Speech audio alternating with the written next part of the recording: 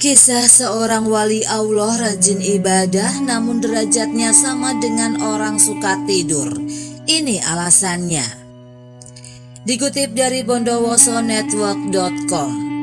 Berikut ini adalah kisah tentang seorang wali Allah yang rajin ibadah namun ternyata mendapat saingan orang yang suka tidur. Seorang wali merupakan kekasih Allah yang dekat dengan Tuhannya. Banyak seseorang menjadi wali Allah karena ibadah yang dilakukannya. Namun ada juga seorang wali yang melakukan hal sepele tapi sangat besar manfaatnya. Hal ini seperti dikisahkan oleh Gus Baha dalam ceramahnya yang diunggah YouTube Gus Santri. Dikutip bondowosonetwork.com, begini penjelasannya. Gus Baha menerangkan ada sebuah cerita seorang wali Allah yang ahli ibadah, seperti rajin berpuasa hingga sholat tahajud. Lalu wali ini bertanya kepada Allah, kelak dia akan berteman dengan siapa di surga?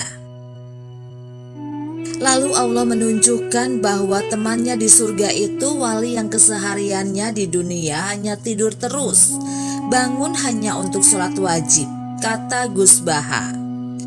Wali Allah ini pun tidak terima jika pesaingnya hanya orang yang suka tidur.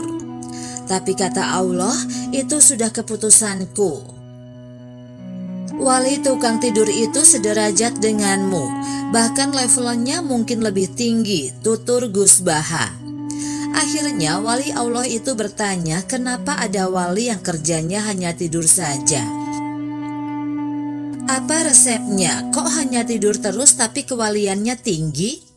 Akhirnya jawabannya adalah wali itu berpuasa untuk menahan syahwat, tapi masih menahan rasa karena melihat. Kamu tahajud tapi terbesit merasa sok suci, ujar dia. Padahal kata Gus Baha, ciri orang Islam itu menjauhi barang mungkar. Sedangkan tidur adalah cara paling efektif untuk menjauhi perbuatan mungkar. Karena ketika tidur tidak akan berzina, mencuri dan tidak merugikan orang lain.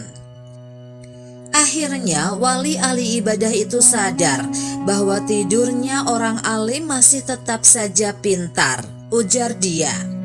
Makanya seringkali disebut tidurnya orang alim adalah ibadah karena meninggalkan perbuatan mungkar.